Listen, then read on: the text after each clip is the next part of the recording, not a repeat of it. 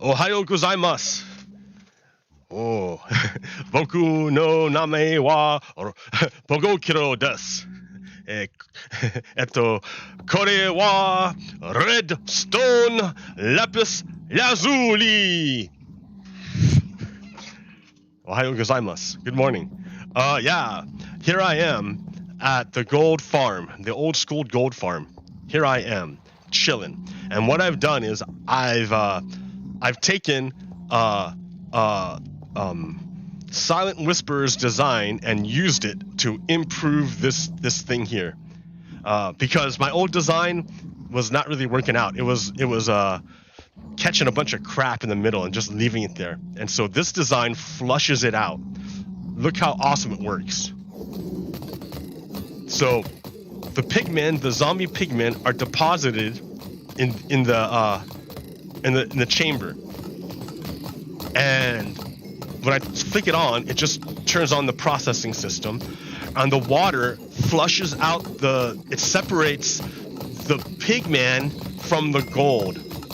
So you get the rotten flesh separated out from the gold. Now the gold comes in a couple different forms. It comes in the form of gold nuggets, gold ingots, and gold swords. The gold swords we catch and here to be smelted and transformed into more gold nuggets. Yup.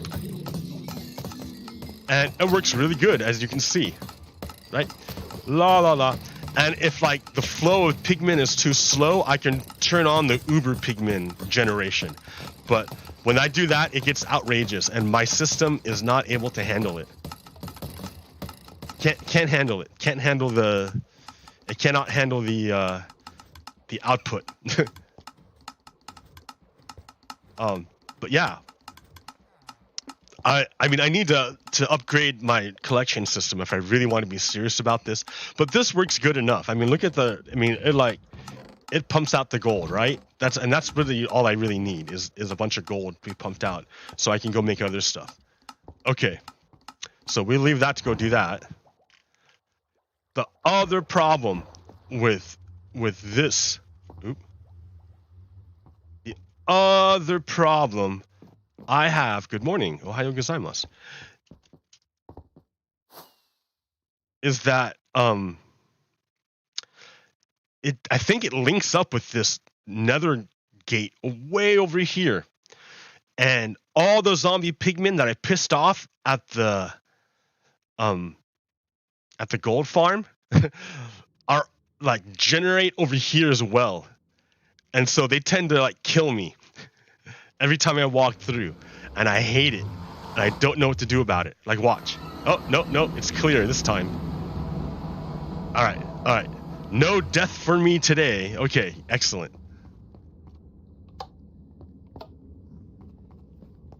So this is Redemption Station.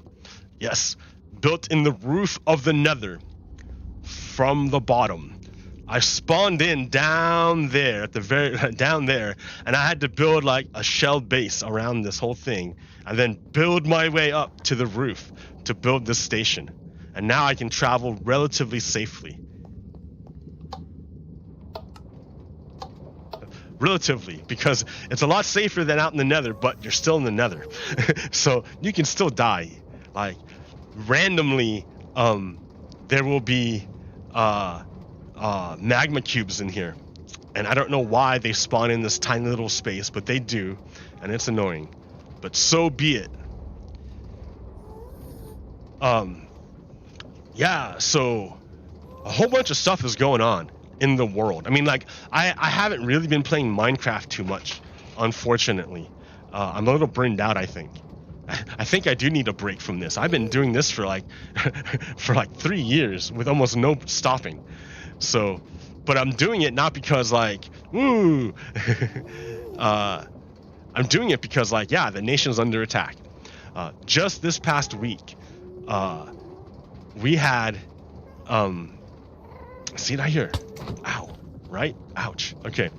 Just this past week, Donald Trump held a rally in I don't know, in Ohio, and he got a bunch of Nazis, white supremacists, to show up and cheer for him. Donald Trump is trying to overthrow the country. You have to understand this. His friend, his co-conspirator is Tucker-Carlson. Tucker-Carlson is taking the place of Trump. Trump doesn't have a megaphone anymore to be like, what's a fox doing in here? Run, fox, get out of here. No, not like that. You fool. All right, well, he'll be safe over in Redemption Station, because that's where that goes. That's funny.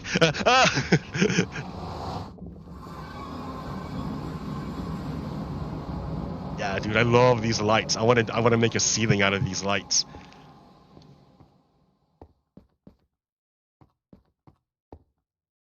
Oh, the wrong one.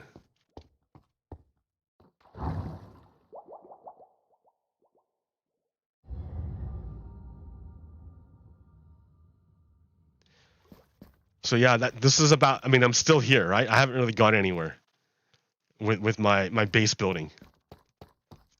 Oh! What did I? No, I did do something. Well, I mean, I didn't do something. It was at the very end. I found a zombie spawner down here.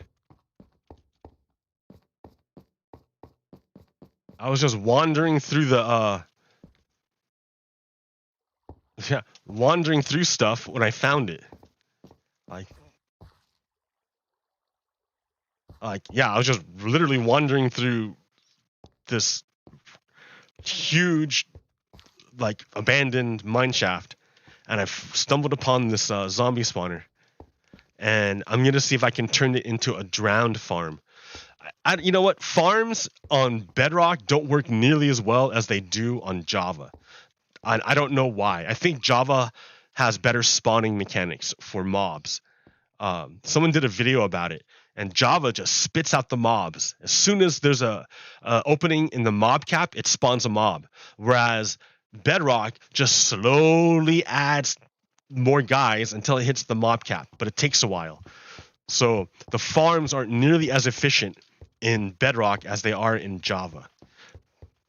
Like, yeah, sure, Bedrock is pretty, right? This is super beautiful. I dig it. It's really beautiful, but it doesn't have the farms. I mean, I guess if you're in it for the creativity, you don't really need the farms. But, like, you know, yeah, yes, my cactus farm is working. Okay. And then the bee farm, the honey farm, also sort of working.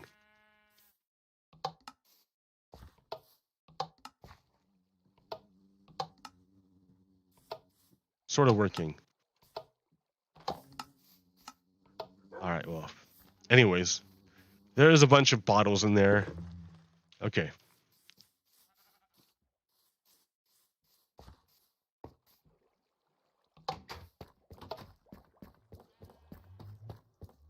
So yeah, I'm still working on this thing here. And oh shit. And yeah, I think the iron farm is working. But I need to change it because, like, in order to check to see if the iron farm is working, I have to go down in the mines. And that just seems crazy. All right. So I was thinking, why don't I have the stuff from the mines come back up here? Because it's way over here now. Like, I'm never gonna check it if it's way over here. It's working, right? It's working. No kitties are dying, so that's nice.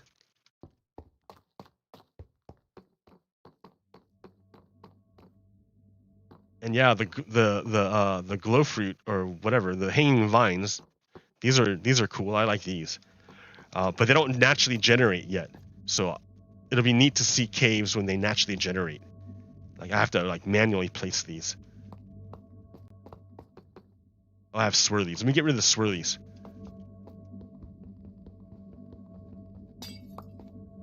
But right. All my shows start slow. I'm sorry. That's just the way it works. Right? It's the morning. Like this is like I'm playing Minecraft. Like I'm trying to get all the stuff into my head of how I'm gonna talk about it. I only have so much bandwidth, you know. So I gotta figure out like stuff. All right. Oh, also I got glow ink. I don't know how I got it. Oh, I do. I know. I got it underneath some ice. There were some icebergs. I was mining ice, and but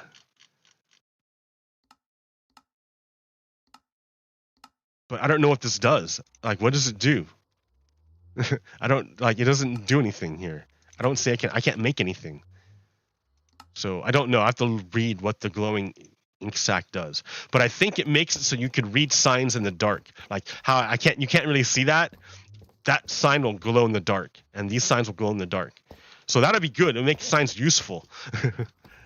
So, all right. Let's see. Let me go down in here. Or no, let me hang out right here. Let me get some coffee, and we'll talk about the very, very first thing. Oh, well, I was starting to. All right, I was starting to talk about how Donald Trump and Trump-Carlson are working together to enact a plan. Now, fascists aren't very creative. They're not creative at all. They're going to keep doing the same things over and over and over again. If it worked the last time, you can expect them to do it again. So already Donald Trump tried to overthrow the government in multiple different ways. He tried to get the military. He tried to get the military to attack the protesters, so he could use the Insurrection Act and deploy the military to U.S. cities. That's what Donald Trump wanted to do when the George Floyd protests first started happening. In response to protests, he wanted the military to shoot and attack citizens, and use the Insurrection Act to basically declare martial law. That's what Donald Trump wanted to do. And General Miley resisted. He's like, no, we're not doing that. And General Miley is also the one who gave that fantastic talk about critical race theory, and I downloaded it, but now I can't find it. Because is that it? First of all, on the issue of critical race theory, et cetera, I'll obviously have to get much smarter on whatever the theory is. But I do think it's important, actually, for those of us in uniform to be open-minded and be widely read. And the United States Military Academy is a university. And it is important that we train and we understand. And I want to understand white rage, and I'm white, and I want to understand it. So what is it that caused thousands of people to assault this building and try to overturn the Constitution of the United States of America? What caused that? I want to find that out. I want to maintain an open mind here, and I do want to analyze it. It's important that we understand that, because our soldiers, sailors, airmen, Marines, and Guardians, they come from the American people. So it is important that the leaders, now and in the future, do understand it. I've read Mao Zedong. I've read Karl Marx. I've read Lenin. That doesn't make me a communist. So what is wrong with understanding, having some situational understanding about the country for which we are here to defend?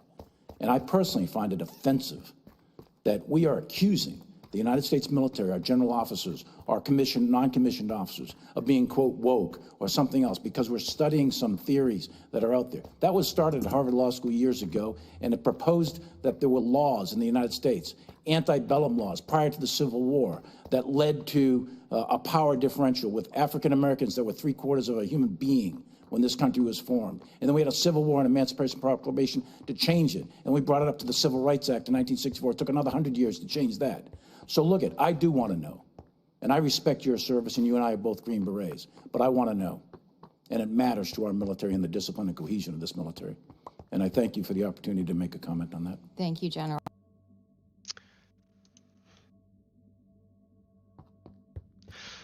So after General Milley made that statement, Tucker-Carlson launched an attack against him, calling him stupid, calling him a pig. Who is Tucker-Carlson? What's he trying to do? Is he trying to attack the military? No. What he's trying to do is divide the military. He wants to divide the military from those who are loyal to the Constitution and those who are loyal to white supremacy and to Donald Trump.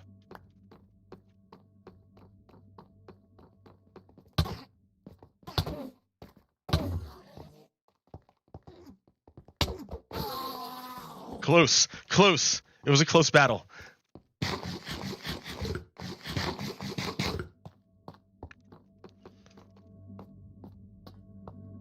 So yeah, that's what he's trying to do right now.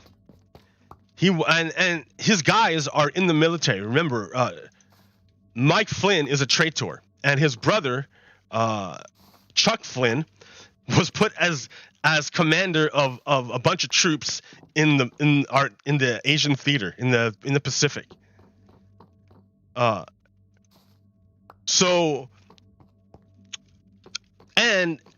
Chuck Flynn was part of the insurrection on January 6th. He's the reason why it took so long for there to be backup for the Capitol Police, because of him and yeah.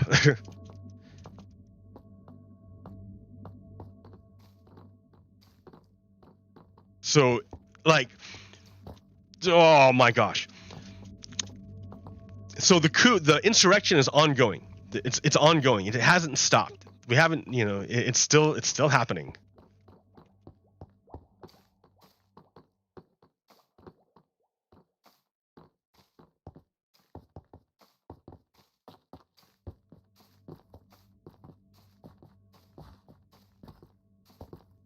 All right.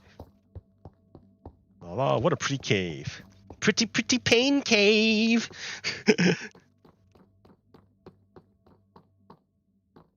I gotta make a farm for this stuff, huh? I think you need foxes, though. I have to capture a fox, which I've already done, right? Oh, no, I didn't, because he's riding that fox in the nether is riding that minecart, and when he arrives at Redemption Station, he's gonna get kicked out of that minecart, so he won't be in the minecart anymore. But, anyways,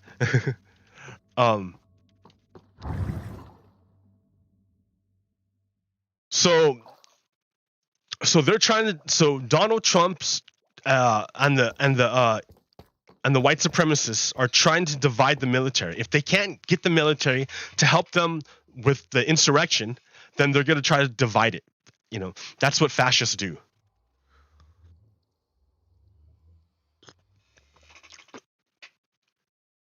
So Donald Trump put out the word to his people that the action, whatever action it was going to be, the action was going to take place in August. He said that he was going to take power again in August. So that's a big wink, wink, nod, nod, nudge, nudge to his people that whatever is going down in August. Why would he pick August of all the dates? That's because the long arm of the law is coming after Donald Trump. While he was president, he had all sorts of protections from prosecution, right? If you're president, you're protected by lawyers and everything else, right? Like whatever you're doing, you can say, "Oh yeah, I'm doing it for the best of the United States." Like even if it's a bunch of bullshit, well, it's hard to prove that you're lying, right? You're president of the United States, So it was hard to get Donald Trump while he was president, but now that he's not president, it's a lot easier to indict him for his crimes. So that's what's happening, bit by bit by bit. People are getting captured. Rudy Giuliani is under investigation. He just lost he got his law license suspended, and it's going to be taken away pretty soon. I mean, it's just a matter of time. Alvin Weisenberg, who is the accountant for the Trump organization, refused to cooperate with federal investigators as they investigated the Trump organization as a criminal enterprise. Trump organization is Trump family, basically. So now the whole Trump family is starting to come into the reach of the law. Like while Donald Trump was president, he was able to corrupt the law with Billy Barr and with Jeff Sessions. Like Billy Barr is like the cover-up master. That's his job, is to cover up. So Billy Barr is absolutely evil. But now that Billy Barr is not there anymore, Billy Barr can't stop the Justice Department from investigating Donald Trump and all his crimes. So that's what's happening, which is great.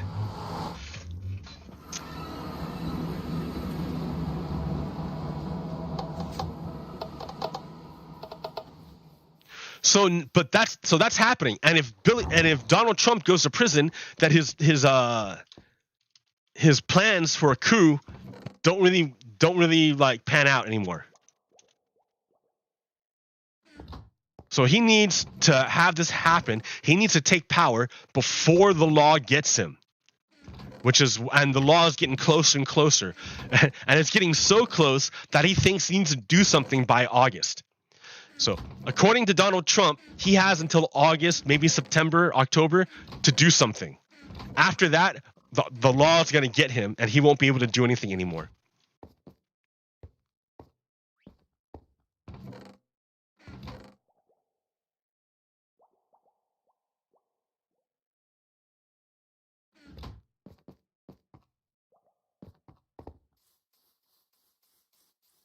So yeah, pay attention to all this accelerationism that's happening. That's why Tucker Carlson has taken the mask off and has become a full Nazi on Fox television, on Fox Entertainment, because like they've got no more time. They're running out of time again. I said it last time because I thought it was going to actually happen, but yeah, I was totally wrong. So why would you believe me this time? Like, you have no reason to believe me, right? So I don't know. That's just what I'm thinking. I mean, Tucker Carlson is repeating all these Nazi things. He's repeating the replacement theory thing. He's repeating a bunch of conspiracy theories. Yeah, Tucker Carlson is an absolute Nazi fascist, and he's trying to divide the U.S. military, because the U.S. military didn't help the Nazis take over the United States last time. So since they didn't help out, now the Nazis need to divide the military. Okay, let's see, what else do I got over here? Berman 1. Ari Berman. But this is such an intensification and acceleration of the existing effort. And I would say it's happening on two related tracks. One is all of the laws that have been passed to make it harder to vote. So in Georgia and in Florida and all those other things, whether it's making it more difficult to vote by mail or cutting back on the amount of time people have to vote, making it harder to vote in lots of different ways for people to cast ballots. Then there's the related effort, which is to try to overturn the election results altogether in routine matters of election administration. And those two things are related, but also kind of different. And the fact that they're happening at the same time, to me, is what's most chilling here. Because we're basically setting up a situation where the Republican Party is doing everything they can to make it harder to vote. And if somehow that doesn't succeed, then they have this fallback option, which is they can just try to nullify the will of the voters. Oh, what? What? And I'm... And then there's, of course, the fact that they're also intensifying control over how elections are run and managed. And so in certain states, like in Georgia, they have given the gerrymandered legislature a lot more control over the state election board and the power to potentially take over local election boards. And they're also, some of the Republicans that they weren't great, but they actually did do their jobs and stand up to Donald Trump. And now they're being primaried, or they've quit out of frustration. So there's this really toxic ingredient right now where the Republican Party at every level, it's marching in lockstep to try to get an advantage in future elections. And of course, you guys have studied authoritarianism around the world. That's exactly what happens in authoritarian countries. You try to rig the results so that you'll never lose power in the first place. Or, if you are potentially voted out of power, the election results just won't be recognized. And I fear that's the situation we're heading in America right now. And he is absolutely right.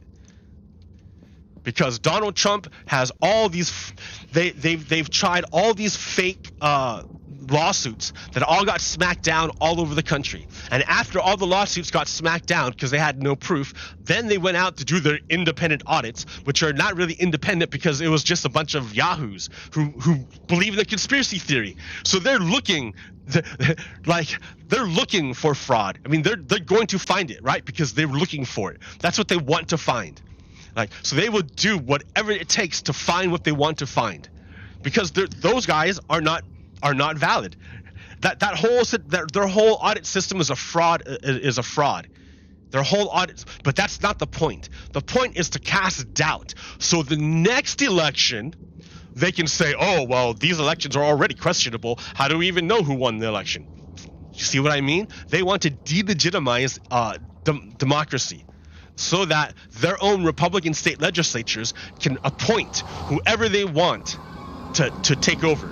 It's not a vote anymore. It's by appointment. It's whoever the Republican legislators want.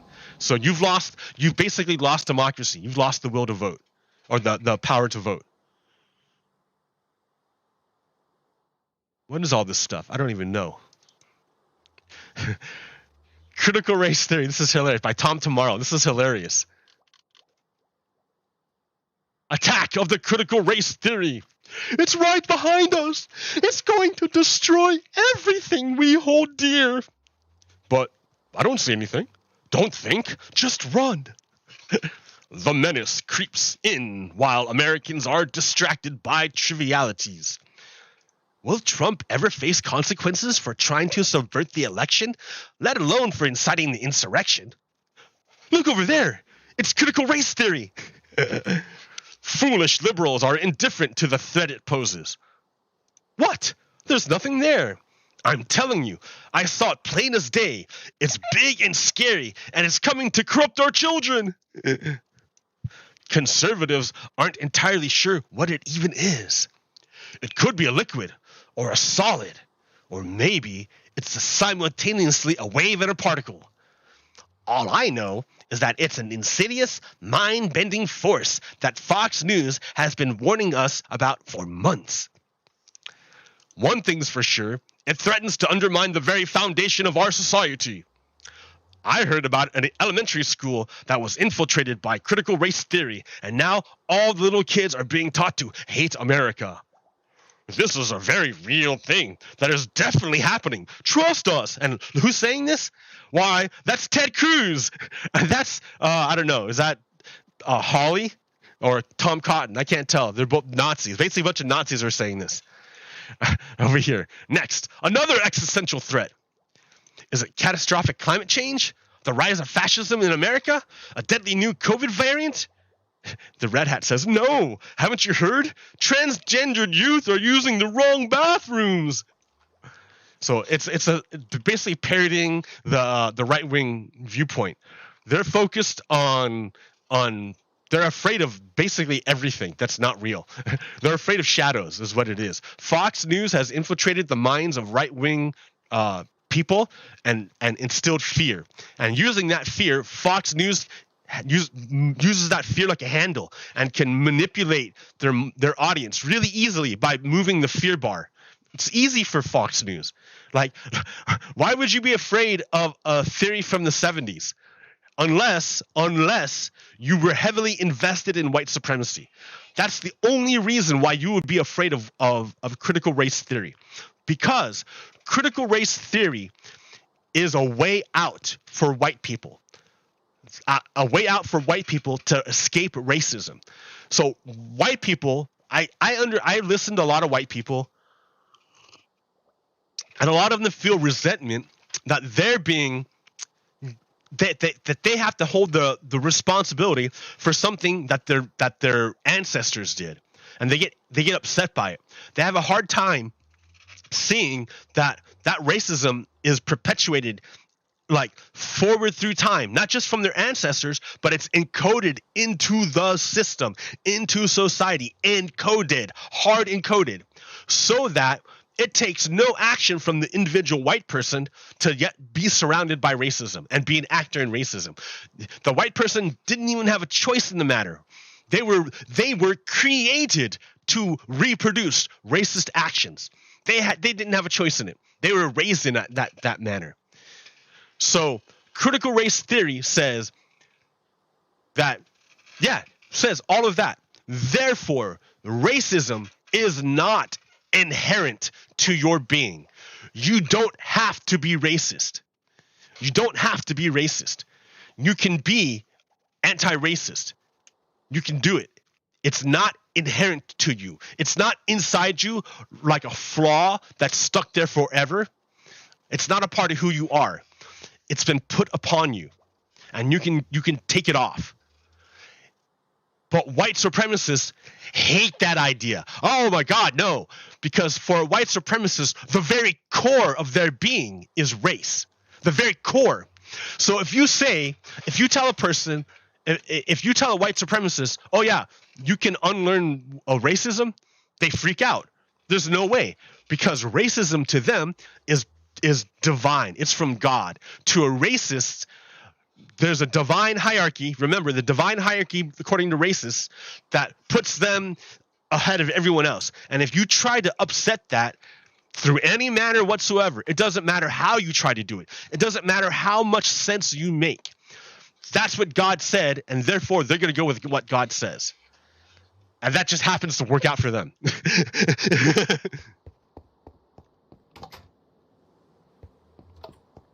Yeah, wouldn't that be nice? A bunch of rain right now? Because today is the hottest day of the year in Salem so far. It's going to be like 105 in Salem, which is like outrageous. It's never supposed to get that hot here. Never. This is a temperate rainforest. We're surrounded by a bunch of like really tall trees like this, densely packed. Because it rains all the time. What happens when a place with densely packed trees stops getting rain and all that wood dries out and you're surrounded by it? Massive, massive infernos and unbreathable air. We already last year had the worst air quality in the entire world because of fires, of forest fires. And I'm deathly afraid that it's going to happen again.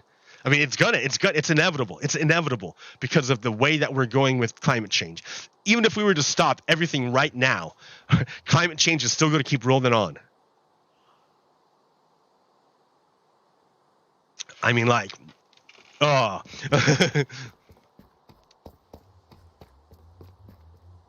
All right, besides that. Wow, how did I even get off going on that stuff? Climate change. White supremacy. So critical race theory provides an escape, a way out for white people to escape racism. When white people realize that racism isn't inherent in them, but it's encoded into the system, then they can act in ways contrary to the system so that they don't reproduce racism. And then they escape the trap of racism.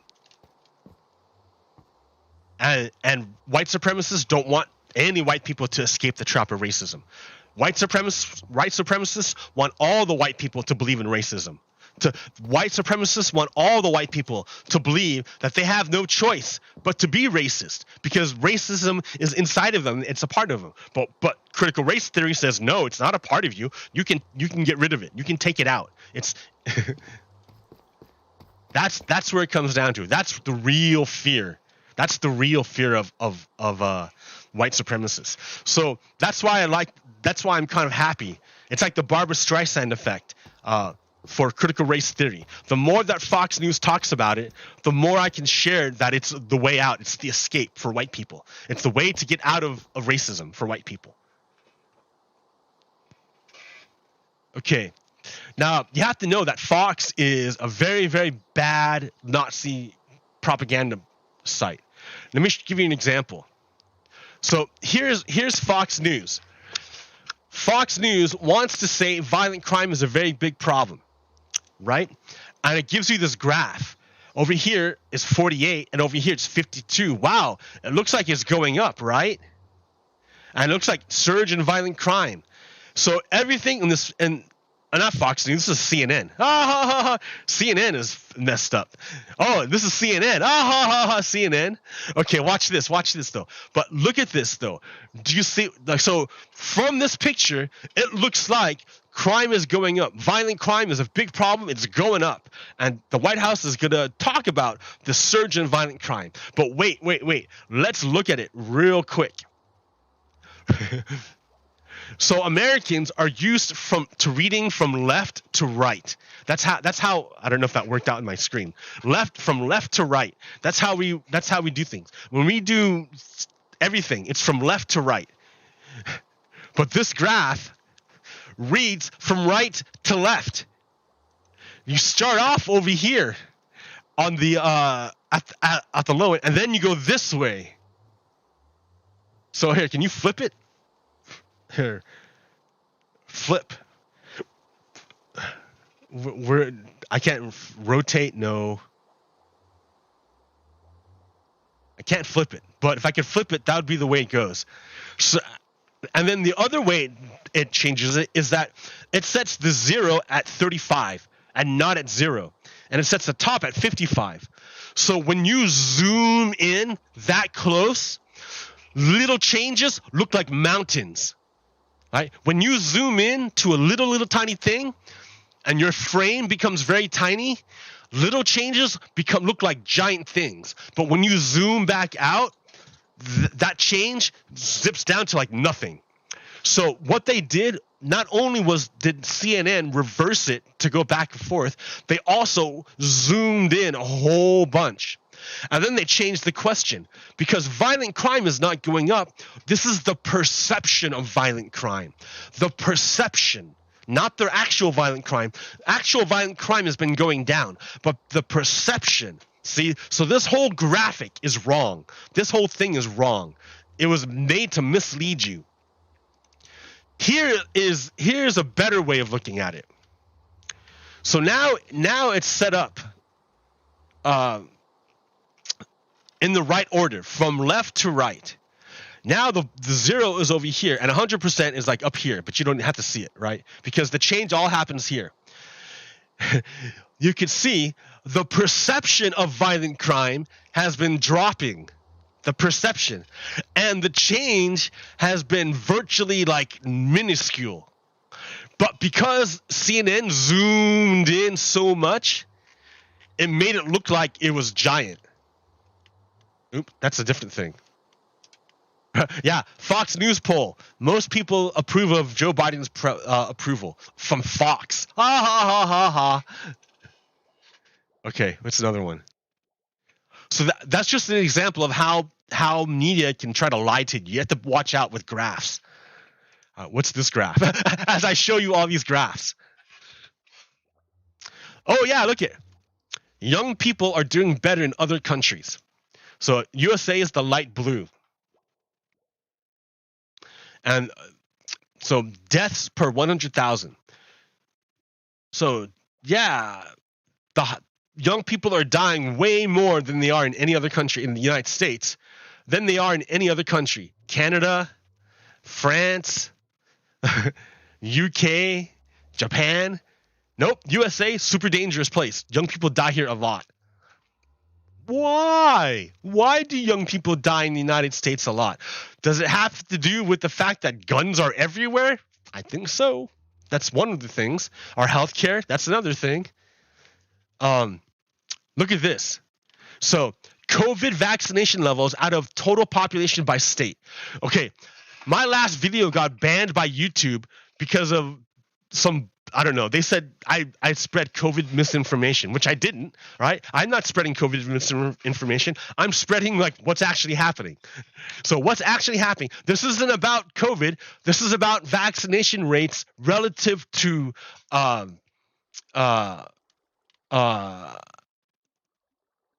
control of the state. If your state's controlled by Republican, your state has low vaccination rates. And if your state is controlled by Democrats, it has higher vaccination rates. That's what I'm saying.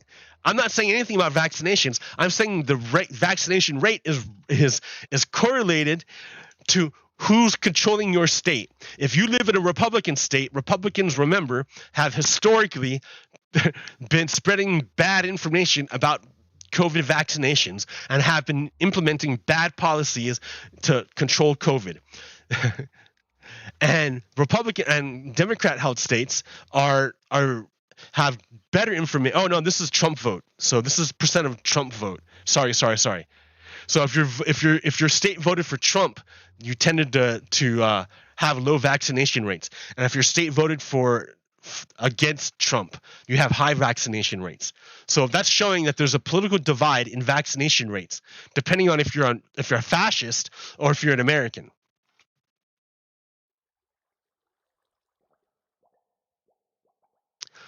So here's another one. Consistent with the elite-driven model of public opinion, the most devoted Trump supporters. So Trump supporters, you have to remember, Trump supporters are all about the leader. They love the elite. Trump supporters are all about the elite. They love elite. They love the elite. And they won't trust anyone else except the elite. And in their case, the elite is Donald Trump. So, yeah, he can say anything, and it doesn't matter what he says, they will believe it because they love him so much. They follow the leader so much that he can tell them to probably kill themselves and they would do it because they're crazy. It's a cult. So the more you believe in Trump, the more likely you're to say that you agree with him about the election.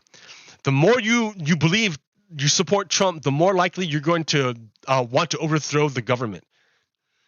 So if you're 100% Trump supporter, you 100% want to overthrow the government. Republicans are very into the elites. They love, fascists love your elites. So the more you support Trump, the more you want to overthrow the government.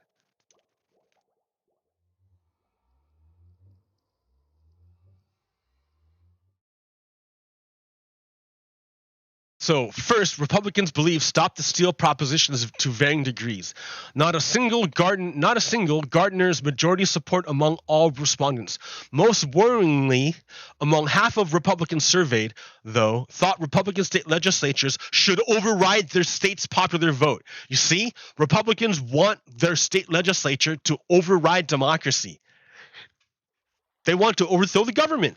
Republicans want to overthrow the United States. I keep repeating it because it's true. It's happening.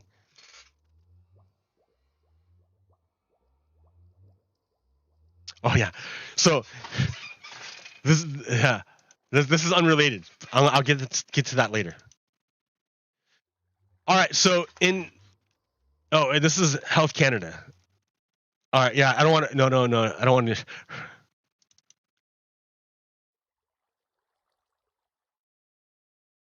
Oh, yeah. Okay. So the other big story was that Joe Biden and the Democrats finally made a deal with Republicans to pass the infrastructure bill. They got like a few Republicans to pass an infrastructure bill. And then Joe Biden said, okay, great. So we're going to pass the infrastructure bill. And then whatever we don't get in the infrastructure bill, we're going to put through reconciliation. And then that only needs 51 votes. We don't need any Republicans to do the reconciliation bill. So we got Republicans to do this part of the bill, and anything they don't want to do, we're going to do in reconciliation. And everyone's happy. Well, Republicans come along and they said, oh, wait a minute. We didn't know you were going to do that.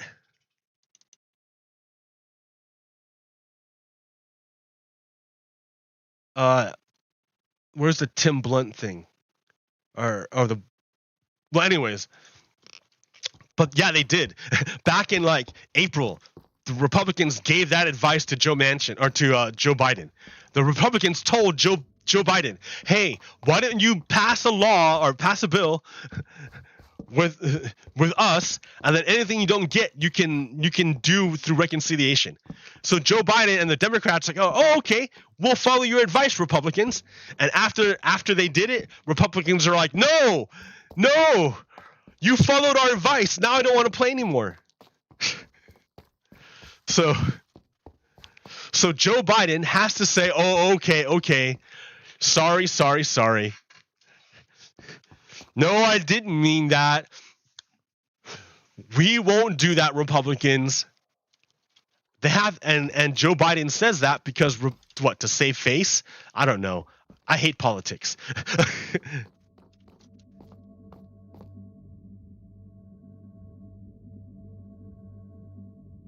This is important.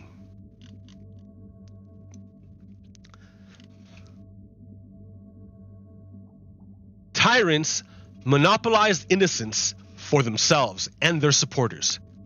But history challenges stories that equate power with virtue.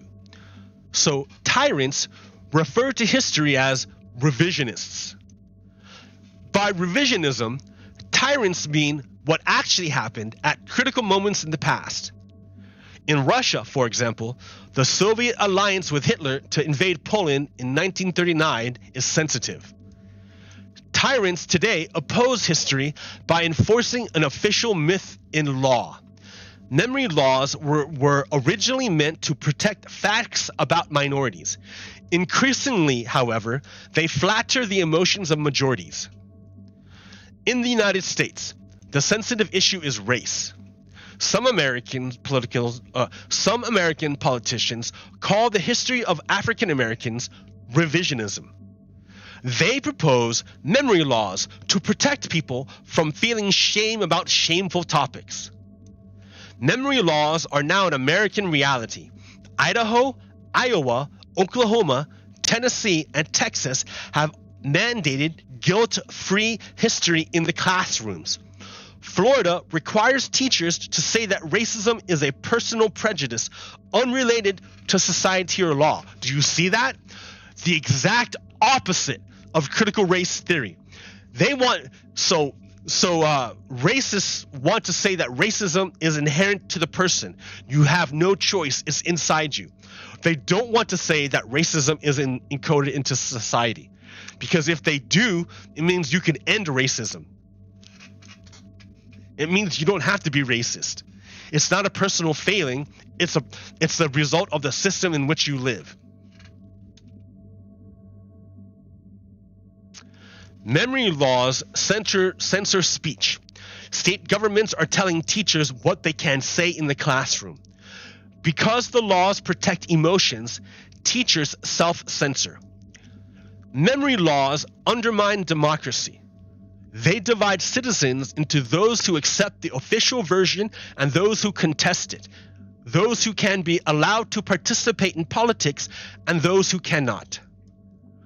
Voter suppression is on the rise, and history helps us to see it for what it is. More than a century of American experience teaches that fraud is the cover story for laws meant to stop black people from voting. Falsifying the past legitimizes oppression in the present. Censoring the past to deny that racism is systemic makes it more so. These laws, these memory laws to stop teaching history, are examples of systemic racism. It's the system perpetuating racism by making laws saying it's illegal to teach to teach history.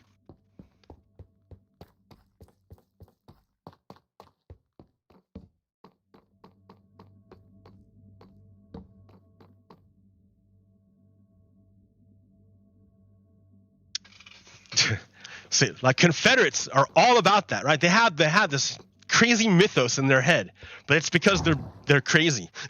They're all crazy.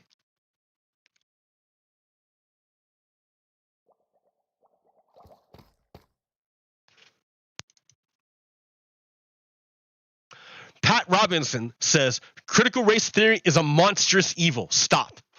It's a monstrous evil to believe to know that racism comes from society. It's evil to know. Knowledge is evil, according to Pat Robinson.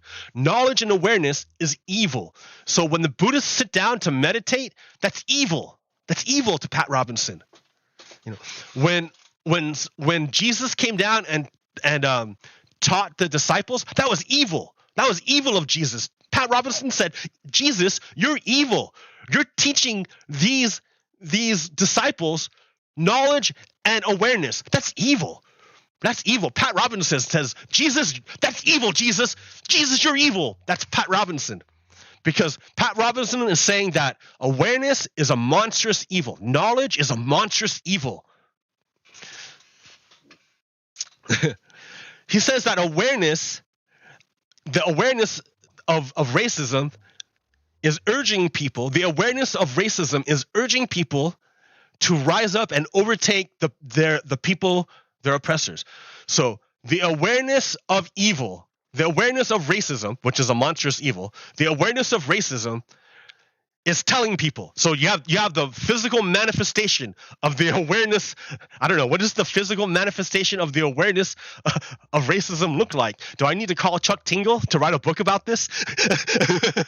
The physical manifestation of the awareness of racism is telling people with a mouth, through the internet. How, Pat Robinson? The physical manifestation of the awareness of racism is telling BIPOC people to rise up and stop the people who push racism. So that once they've gotten the whip handle, they'll then instruct their neighbors how to behave. I don't understand that. Do you mean, wait, Pat Robinson, do you mean to say that the physical manifestation of the awareness of white supremacy is telling black people to treat white people the way that white people treated black people? I would need you to introduce me to this physical manifestation of the awareness of racism in order for me to believe what you're saying, Pat Robinson, because I don't think you know what you're talking about. I'm looking the wrong way, right? I'm looking over here, and Pat Robinson is over there. But like, here, maybe I should go like this.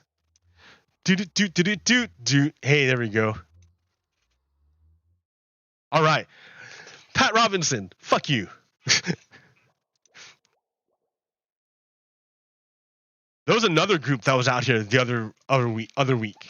RV Salt Shakers. RV Salt Shakers is a Facebook group that went out to the Kaiser Pride Festival the other week to harass the people at the Kaiser Pride Festival. Then they got a picture of the organizer of the Kaiser Pride Festival and put her face on Facebook in order to harass her and to judge her.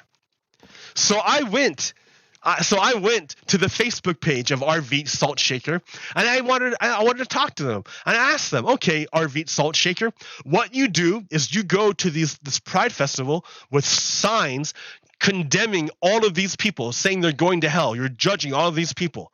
Okay, and you have a bunch of different Bible phrases or inscriptions on your signs. Okay, well, let's talk about Matthew 6. Matthew 6 is where Jesus tells his people, don't go and pray in public. Don't do that. Don't pray in public. Go do it in secret. When you pray in secret. Don't pray in public. And I'm like, okay, RV salt shakers, I see that you go out there and you pray in public. How do you reconcile that with your actions? And RV salt shaker and all these people on that group, they couldn't answer it. First of all, they didn't believe me that I was quoting the Bible. They thought I was taking it out of context. So I gave them the whole passage. Then they asked me what I thought of it. And instead of me saying it, I gave them what some priest wrote down, what some other person wrote down. And they said, oh, yeah, I'm not going to read that. We want to know what you think about what this says. And I said, no, I'm not going to say what I think. Why don't you to me, it's obvious, right? It's obvious. Jesus says, don't pray in public. It's pretty obvious. But you don't want to believe me. Why don't you ask a priest? Why don't you ask a pastor? Why don't you ask a minister? Why don't you ask someone you trust instead of asking me who you don't trust? Why don't you ask that? But they couldn't do it. They couldn't do it. They couldn't read it. It was right there. And instead of engaging on that, they condemned me. They said, you're going to hell. Unless you repent, you're going to hell. So they love to pass judgment. They love it. They love it. They love going to public and passing judgment in the name of Jesus. But they don't know what Jesus said. They don't know what he said. And when you give it to them to read, they can't understand it. And that makes me wonder, how many evangelicals are out there who profess a great, belief and love for Jesus, but can't understand what he said? Can't read it for themselves. Like, they don't have the reading comprehension. I think that's a big problem in the United States, is that people don't have reading comprehension. Like, I've made mistakes reading comprehension sometimes too. Like, I read too fast. Like, but when I'm having a discussion with someone, it's important to read what they write so you can understand them. That's just respect. And a lot of times people will respond to me without understanding what I wrote to them. Just like the people act in a way opposite of what Jesus said because they can't understand what he said. They can't read it and understand it. And if someone tells them, they don't believe them. Like, if I would have told them what it said, they wouldn't have believed me. I mean, I don't see how you could have made it any more clear. Jesus said, don't pray in public. How much more clear can you get? What's the other thing? What's the other rule that Jesus gave? Like, treat others, the golden rule, treat others the way that you want to be treated. So the RV salt shaker went out in public and condemned people as sinners and condemned them to a lake of fire in hell because he was so righteous and good. So is that the way? Like, he is not following the word of Jesus. This is the most basic thing. Like, does he want to be condemned to a lake of fire in hell? Does he want people to do that to him? Jeez Louise. People can't comprehend. Like, I think that's the big problem.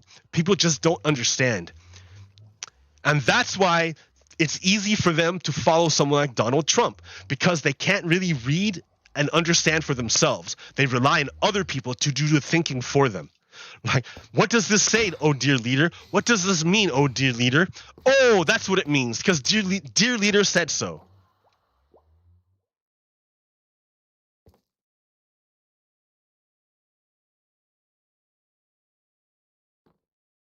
All right. I think that's about the end of my stuff here. I'm gonna do my quick funny stuff real quick. This is hilarious. H.P. Lovecraft. I love H.P. Lovecraft. I think he's funny. Or not funny, but he's cool. This is hilarious.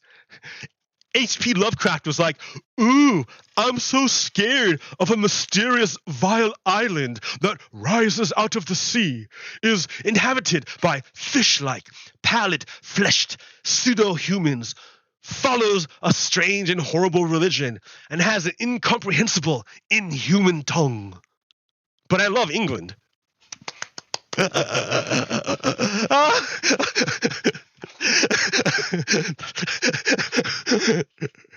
right, but what about H.P. Lovecraft? Scary hole. Cyclopean aperture. That's so cool. Why say scary hole when you can say cyclopean aperture? That's great. All right, that's done. Follow World Health Organization guidelines for COVID. Stay cool, stay calm, stay collected, love one another. Peace. Pogo Kiddo out. Yo.